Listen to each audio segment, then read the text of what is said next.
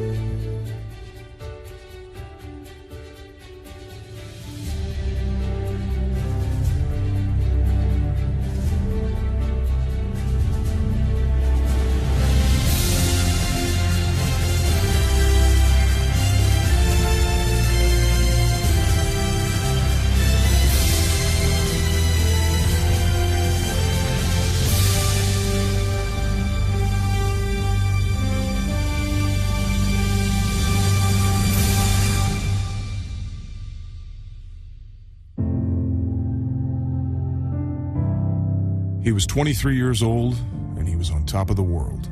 And now Ben Roethlisberger, the youngest quarterback ever to win a Super Bowl championship. I didn't know what to think. I was so happy. I was so overwhelmed. To know that you have done something that so few people have been able to do really was kind of special. But for Ben Roethlisberger, Super Bowl 40 was also bittersweet. Yeah, I did think about I didn't play my best game. Statistically, it was the worst game ever played by a Super Bowl winning quarterback. Bowler's there and makes the interception. Ben is back, dumps it off, it's intercepted, look out. Winning it obviously made everything kind of go away, but I said, I got to get back. I've got to get back to a Super Bowl so that I can kind of redeem myself. It only took him 3 years to get back, but the journey seemed much longer than that.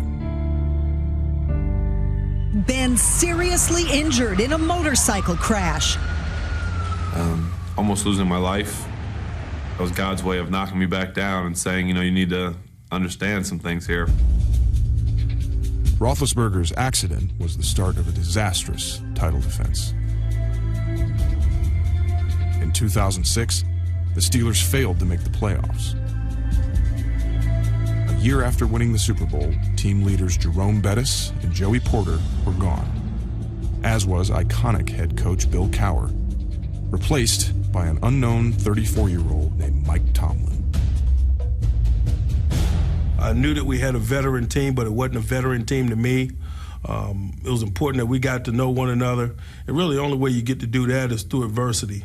And I was willing and prepared to create it. I want to see how miserable we can get today. Yeah. And who enjoys it? There were some dog days, and we got to know one another. Punch it, let's go, baby! Don't let me catch you smiling today like you actually having a good time. I wasn't concerned about winning them over. I really wasn't. I've always coached guys that were about my age or in some cases older. But we never thought about his age, But we did think about, why is this coach being, so strict with us? All right, man. As soon as he stepped in, he was the man. Thriving or surviving, right? And we all did everything he said to the T. By most measures, Tomlin's debut was a success. In 2007, the Steelers won their division. They had the league's best defense. And their still young quarterback had his best season. But the Steelers faded in December, losing 4 of their final 5 games. We got worn down. We were a tired football team. Their season ended at home in the first round of the playoffs. We were so beat up, and our bodies didn't allow us to go any farther, even though our minds and our hearts wanted us to.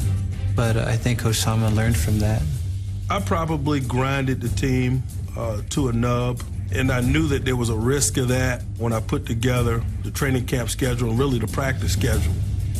And I think it was productive, but in the end, I think it was one of the things that got us, There's no manual for this job, so when you make a decision in regards to how training camp's gonna be, you gotta live with it. But I think, the reason he did it was to show that this is not Bill's team anymore. It's not Coach Cowher's team. This is my team now. We're gonna do it the way I want to do it. And going into the next year, we knew that things were gonna be tough. It's not gonna be easy, but like I said, we respected him for it.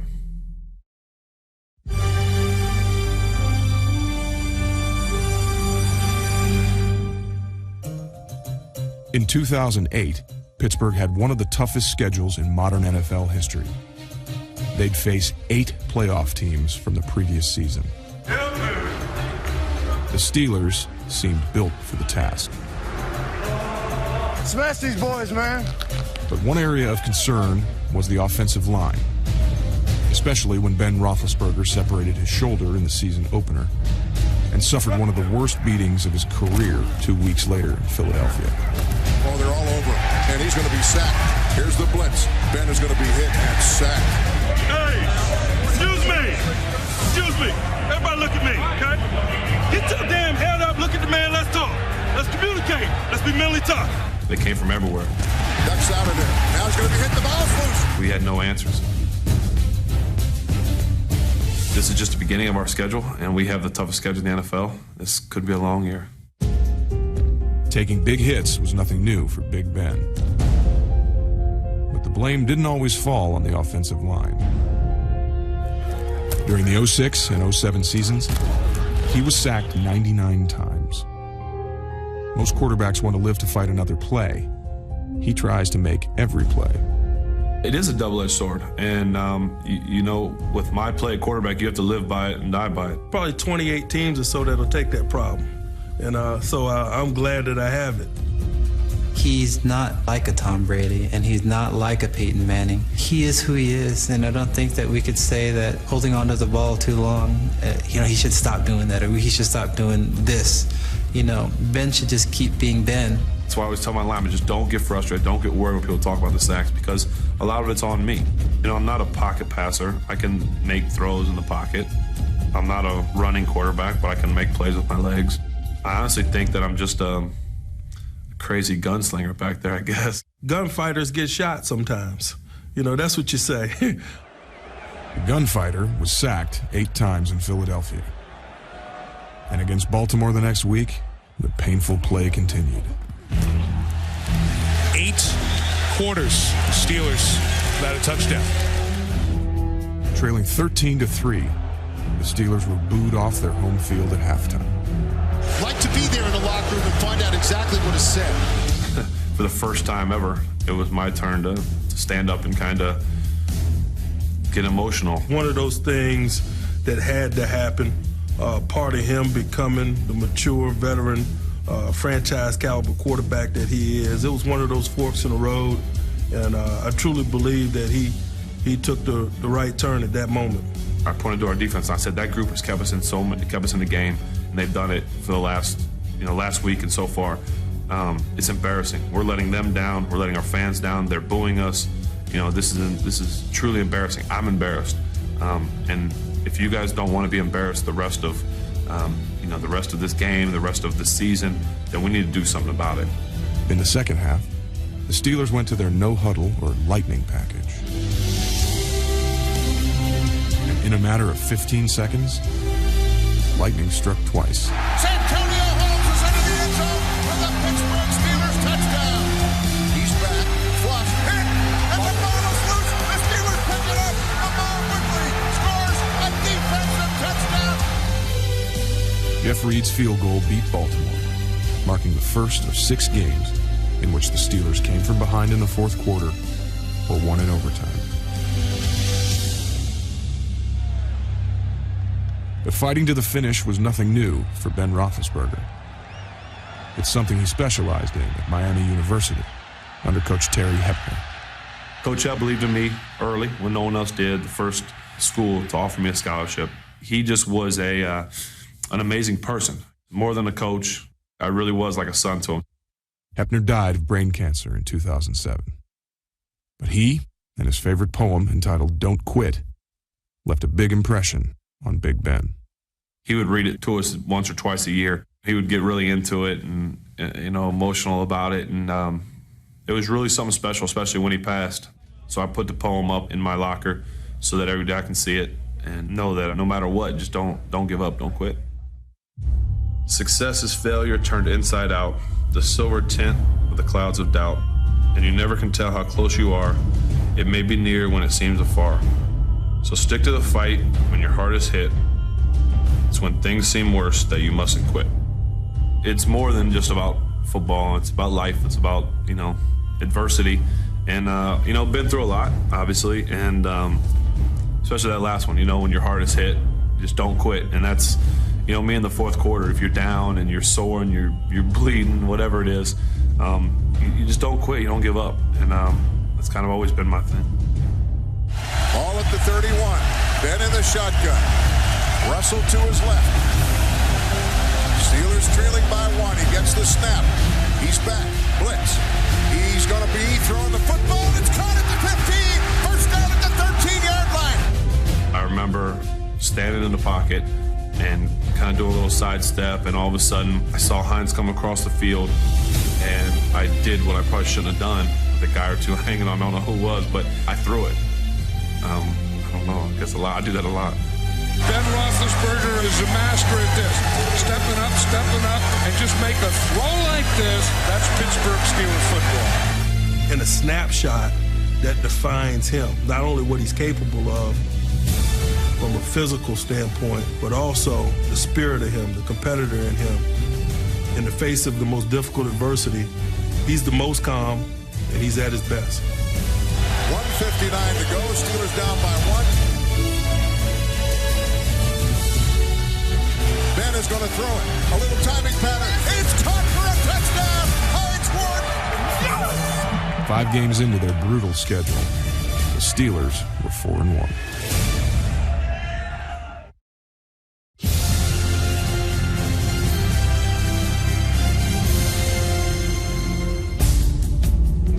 The NFL's toughest schedule didn't get any easier in the middle of the season. During a 3-week stretch, the Steelers hosted the previous 2 Super Bowl champions.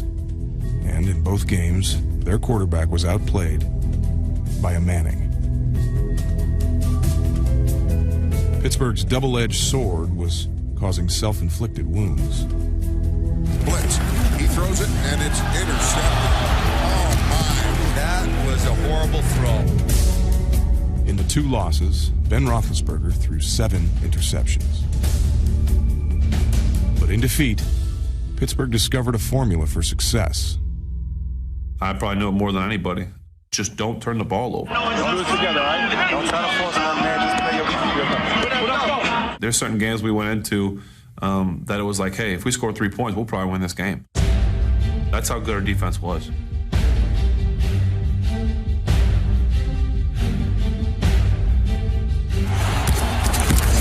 This defense has been nothing less than spectacular.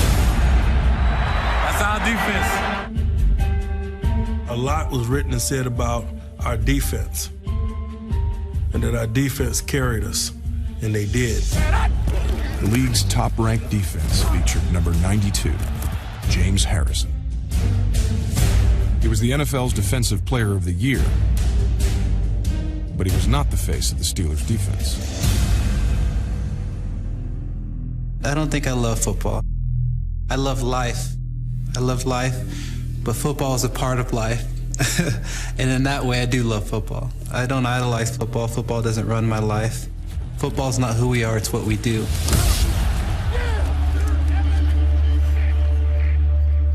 You play dumb sometimes, you know what I mean? You act like you don't understand defensive concepts, but then when we get football games get hot, you're a D coordinator. You know what I mean? You're a funny guy. You know, when the fire starts getting hot, I want to make sure I got my hands on the wheel and I'm driving the bus rather than giving somebody else control. I'm not going to walk away from the game saying, you know what, maybe I should have stepped just a little bit out of my shell. It would have made the difference, you know, in winning and losing this game.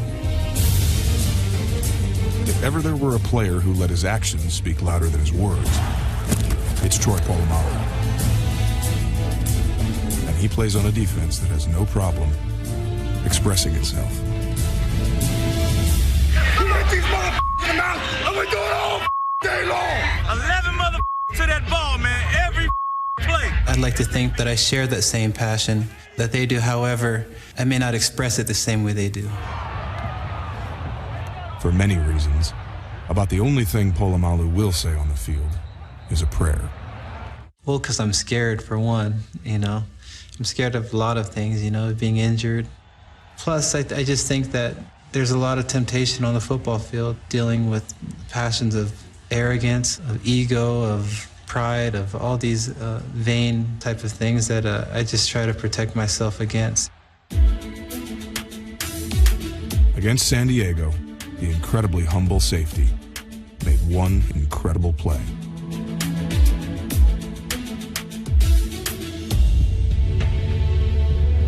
That's definitely no skill at all. It's just kind of luck the way that everything happened. A lot of people are like, oh my gosh, unbelievable, this is crazy.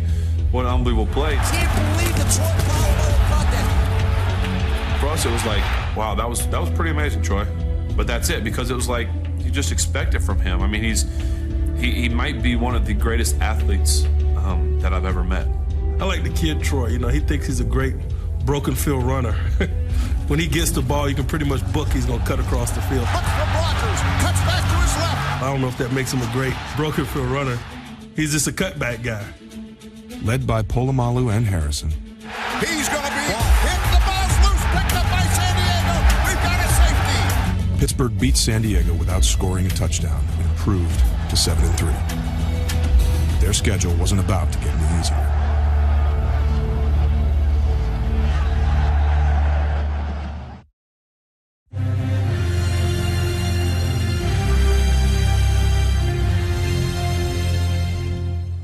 In 2007, December was the Steelers' undoing. The final weeks of 2008 would show just how far Mike Tomlin's team had come. Pittsburgh's schedule climaxed with a stretch that would make or break the season. I can convince myself of a lot of things, and I did. And I think our team did. You know, we had a saying, it's a 5-star matchup because we're in it. 5-star matchup. Anybody we play is a 5-star matchup because we in it. We used that saying quite a bit over the second half of the year. And I think somewhere along the line, we all believed it. What he got across to us is that it's about us. It's not about anybody else. It ain't about that team, it's about what we do. Yep. 60 minutes. You want it? Hey, baby. Let's go. They began the stretch drive with an impressive victory over the Patriots. And the Steelers have had a lot of fun in Foxborough, Massachusetts. Not only a big win, but it's an old-fashioned butt-whooping. The next week was a different story. Midway through the fourth quarter, they trailed the Cowboys 13-3. Hey, let's go. We cool. We cool. Let's go. A field goal drew them closer, but they still needed a touchdown to tie the game. First and goal, Steelers at the Cowboys, 6 trailing by 7, 2:17 remaining. Here's the blitz, he throws the quick out. Here comes Heath Miller, he's got a touchdown! We are tied at 13 in this 5-star matchup. Let's go! This crowd in a frenzy. Romo in the gun, he's back. He waits, he looks, he fires, intercepted! He was at the 25, to Shea Thompson to the 10, to the 5, he dives for the goal line! Pittsburgh touchdown to Shea Thompson! The Pittsburgh Steelers have capped an unbelievable comeback! Wow! Man, what a beautiful game. And I mean that. I just told the team that, people get too preoccupied with style points. That was a beautiful football game. Who cares how we win? Who cares under what circumstances? Who cares who delivers the plays? It's December. We'll take the W. As long as we have one more point, I don't care. And I want to create an environment where it's okay for everybody to feel that way. Not everyone did. After the Dallas game, a season of frustration boiled over for running back Willie Parker. Willie Parker, keep pounding. They want the Sam Mike blitz over. Keep pounding. Pose the will on this crew. Pose the will on them. That's what the Pittsburgh running game used to do. For years, it was called Steelers football. But in 2008, the running game was ranked near the bottom of the league, and Parker wasn't happy about it. He told the media his team had gotten away from Steelers football. His coach's reaction was swift and clear. Every morning I come to work, I walk past 5 Lombardis, not 5 rushing titles. The issue is winning. So, do we need to get better in terms of running the football? Absolutely. And the reason is this, because it increases our chances of winning. That's going to be a fight. Nothing refocuses the attention like Ravens Steelers. We here now. Yeah, all flights are canceled. To me, it's simple. They try to beat us up, we try to beat them up. We're the #1 defense, not them, baby. Let's go out here and prove it. Yes, they play football the way we desire to play football.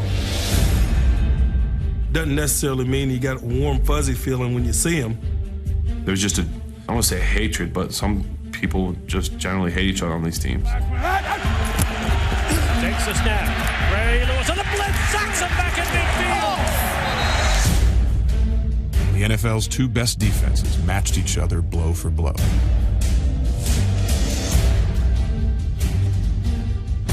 Bang, let's go. We got to finish, that's all.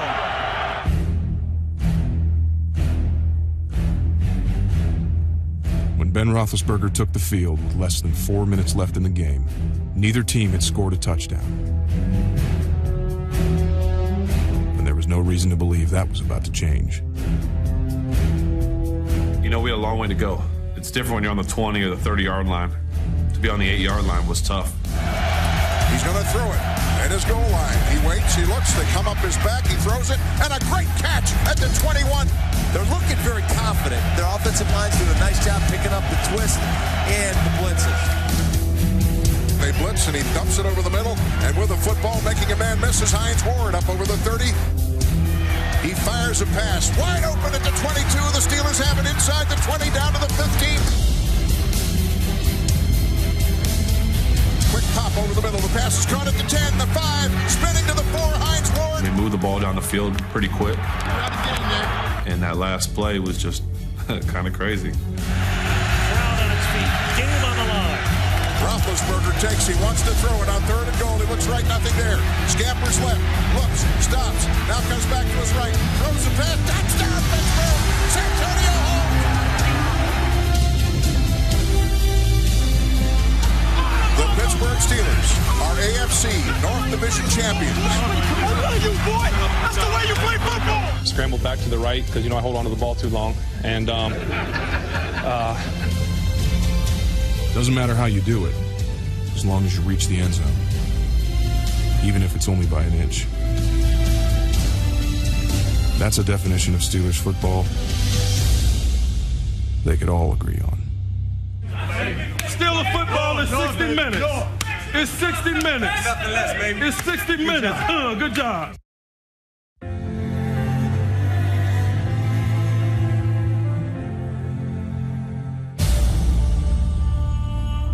In the frosty late day air of Western Pennsylvania, we are here at Heinz Field, 2 wins away from a trip to the Super Bowl.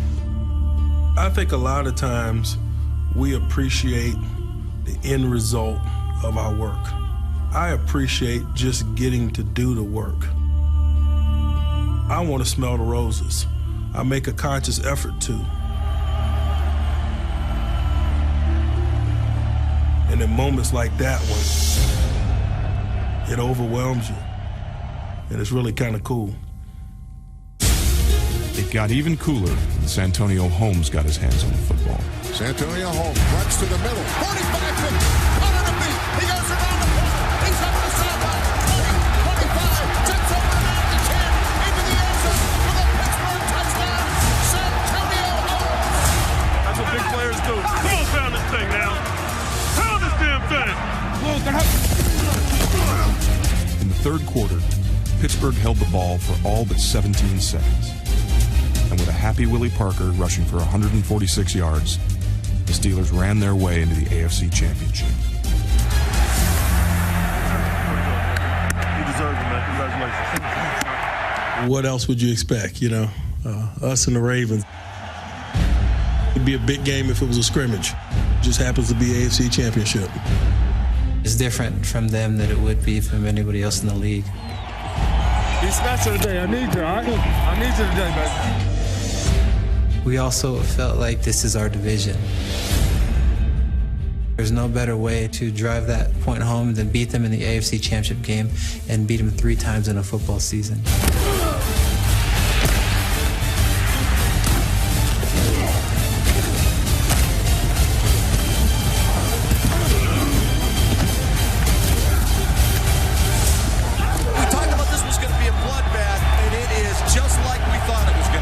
Probably the most physical game in the history of football. That's big-time defense right there. You're lucky if you're going to walk off the field.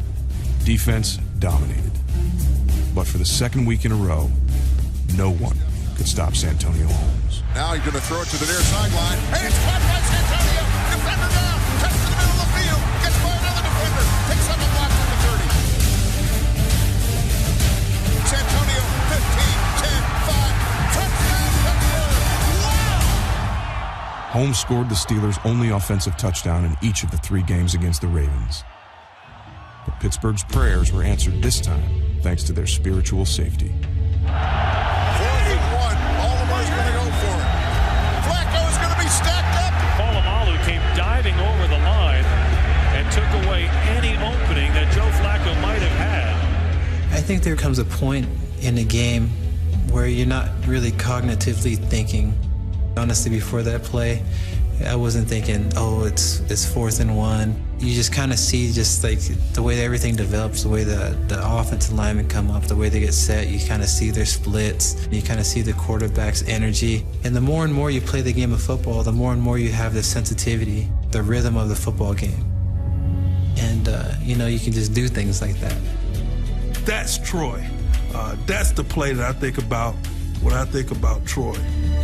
Most Steelers fans will think of another play. The one that decided the AFC Championship. What makes teams great? What makes games great? And it's these opportunities that seldomly come. In the huge stage of the AFC Championship game, you have a rookie quarterback, you have a rookie coach on their sidelines, and you're thinking, wow, what a great time for them to come back and kick a field goal and beat the rivalries that they've lost to twice. All these things are running to your head. That would be a great story, for them. But it didn't happen that way. The clock at 4:43 and winding. Flacco in the gun. He's back. That is intercepted. Troy Polamalu at the 40, 35-30. Blackford's at the 25. He's running wide right at the 15. He turns and goes for the goal line. And he's in for the Pittsburgh Steelers touchdown. And this place is on fire.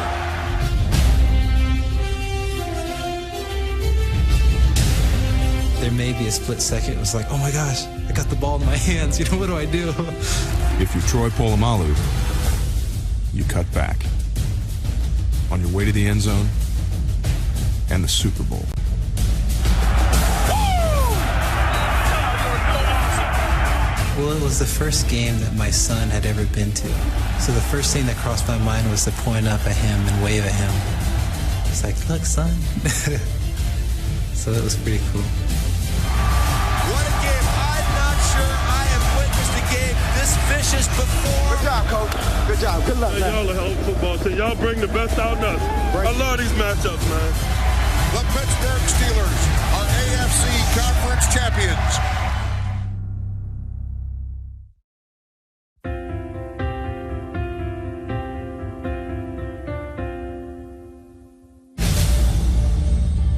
Raymond James Stadium, the site of Super Bowl 43. How we play the game today should honor those that have come before us. It's still a uniform or whatever uniform that's great. We ain't gonna play it perfect. We're gonna play it physical. That's the story of the 2008 Steelers. We lay it on the line for one another, don't we? Yes, sir. And that's all it comes down to. Love this group. Get it in here. Let's go. Go. Bye, fellas. They had the look of a team that had been here before.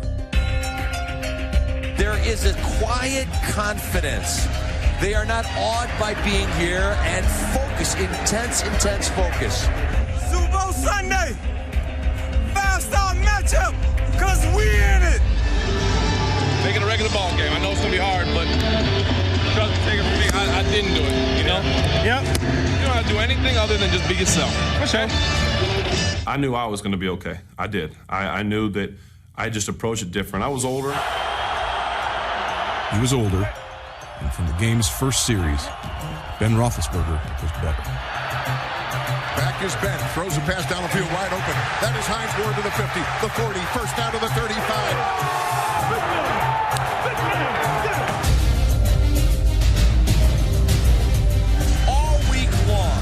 Been talking about how bummed out he was after the last Super Bowl because he didn't play very well. And he just had this do not be denied attitude coming into this ball game.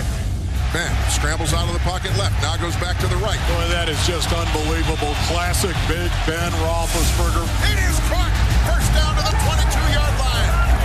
Plowing in for a Steelers touchdown is Gary Russell. Way to start out the Super Bowl, baby. Don't blink! Don't blink! The Steelers controlled the first half, but late in the second quarter, the Cardinals were in position to take the lead. 18 seconds left.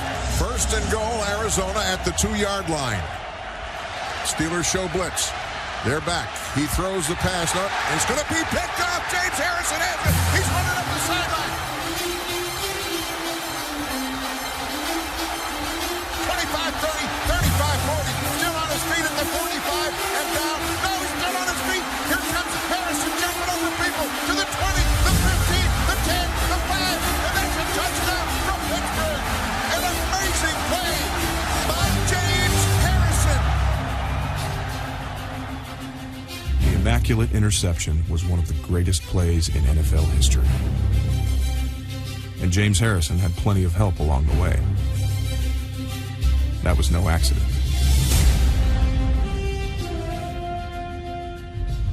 We had a practice down there at University of South Florida prior to the game.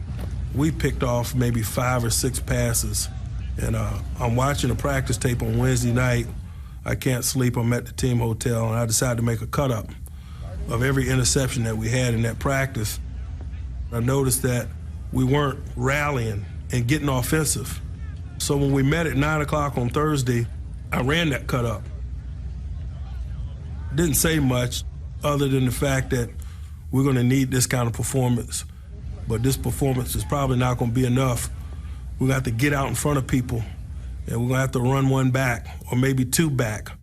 I told them that the last time I coached in the Super Bowl, Hey, today's the day we make dreams reality, right? the defense that I was a part of ran 3 of them back and put 21 points on the board. Yeah. Getting greedy. Yeah. And I thought that that was a great defense. They didn't think it was funny as I did, but for the rest of the week when we picked the ball off, they got out in front of one another and ran it back. And that's what I'll always remember about that play, that convoy of bodies in front of James. Brett Kiesel, Deshae, Lamar Woodley,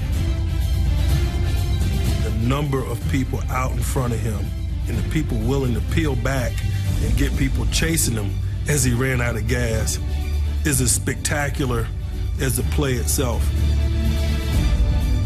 It's pretty amazing the way things worked out that way. Him showing us that film, him driving that point across, him getting out of bed, that's a sign of a great coach, you know? I would have stayed in bed and kept sleeping, you know? That's what the defense do. We put points on the board. Second half to go, baby. The last time I was here with the number 1 D, we scored 3. You're short. Okay, we're short 2. But it was the Cardinals who scored the game's next 2 touchdowns. Warner to pass with time, fires over the middle to Fitz, caught at the 45-50. Goodbye! Cardinals lead! Larry Fitzgerald! You know, that's the same case. Great stories happen in great games for great teams. How am I going to be a part of this?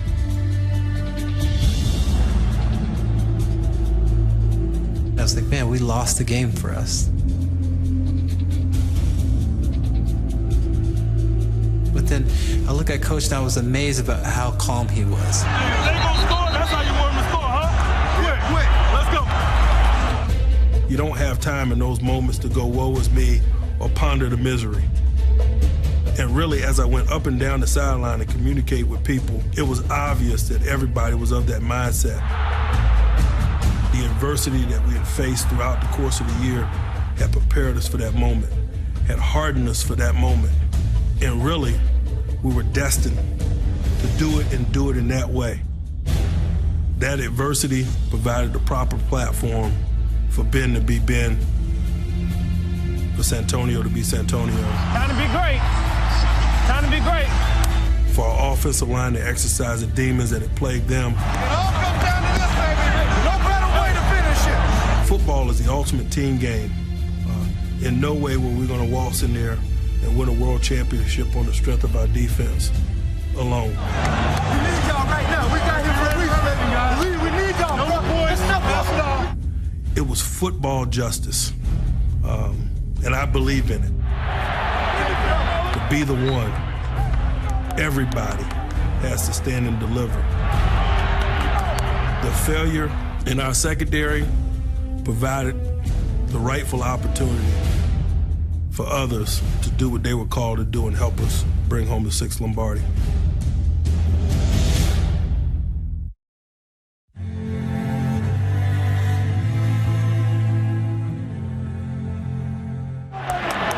.2:31 to go. And now the burden is on that Steelers offense again. Success is failure turned inside out, the silver tint of the clouds of doubt, and you never can tell how close you are. It may be near when it seems afar. So stick to the fight when your heart is hit.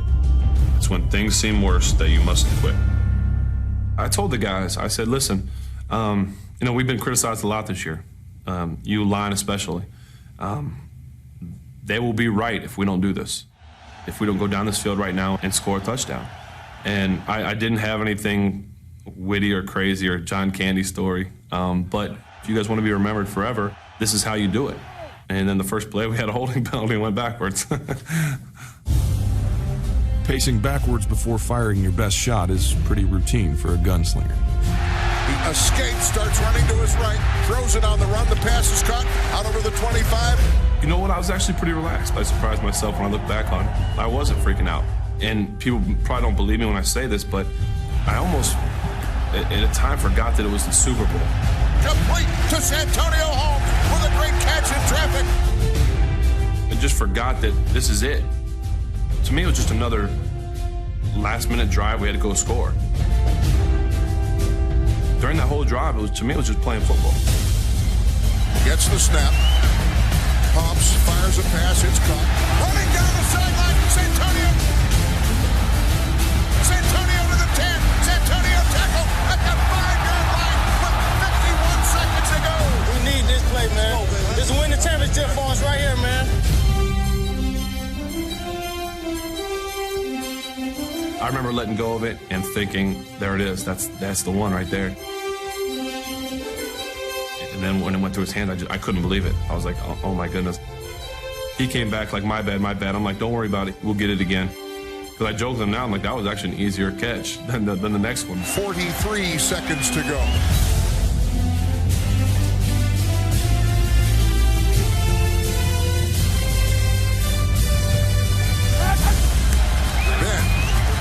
Gets the snap. He's back. He pops. He scrambles around, throws it back corner of the end zone. Santonio with a touchdown. Santonio Holmes. I don't know how he did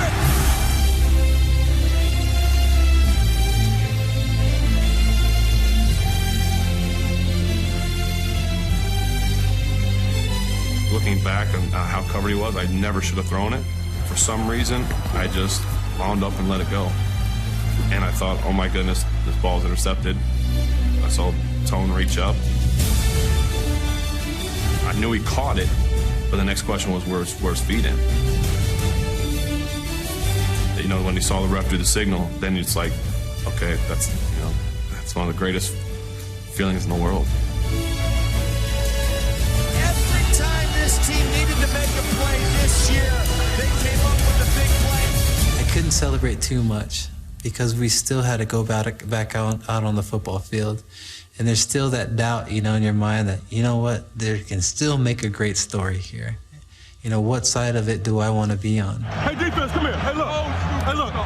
Style points don't matter. He said that throughout the whole playoff run. He says, style points don't matter. You guys win, you're a great defense. We win the game. This is a legendary defense. Right. Put an exclamation point on your work. Oh, please, Hines. We're too close, Hines. He steps up. He runs around. He's going to be.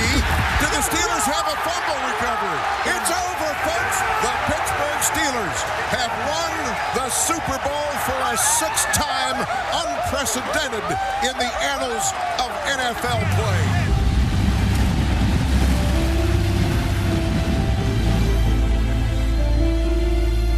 Second game in a row, Troy Polamalu and his son were part of the story with a happy ending. We're 2-0 with him now. I got the real trophy. Mike Tomlin's second Super Bowl was sweeter, but just as sticky as his first. As an assistant, when I was a part of a Super Bowl champion, I remember riding back from San Diego to Tampa on the plane.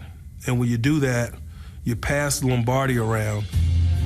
When you see them displayed, shiny, clean, really, really impressive. By the time it gets to you on an airplane of a Super Bowl champion, it's not how you envision it. It's sticky, it's got a bunch of fingerprints on it, and it's really kind of dirty. He always just talked about hoisting the sticky Lombardi and passing it around and kissing the sticky Lombardi. And we got so tired of hearing it, I think we just wanted to do it so he would just stop saying it. Hey, Tom, that trophy. Hey, Tom, let me touch that sticky, man. I wanted to paint a picture of what that moment was going to be about for us. I wanted them to know what that thing was going to look like, that it was okay to put their fingerprints on it, their lips on it, because it was out of their labor that we were going to acquire it. We have the 6 Lombardis now in our front office. I think what they should stop doing is washing them. I think that the fingerprint, the slobber, the Gatorade, whatever may be on it, should always be a part of the trophy. Coach always talks about passing around a sticky Lombardi. And all these marks, have memories, and a lot of players that have worked really hard to get their hands on this. And no player left a bigger mark on the sticky Lombardi than the quarterback who 3 years earlier made it his quest to earn another one. To be able to get back there, to win it that way, to win it with my offensive line. Offensive line, who's laughing now, O-line? It was a emotional, amazing journey. For me especially. I've grown up a lot, matured a lot. I understand what comes with being a franchise quarterback. Most little boys growing up want to play football. They want to be a quarterback. They want to play in a Super Bowl, and they want to have the game-winning drive and throw a touchdown pass to win a Super Bowl.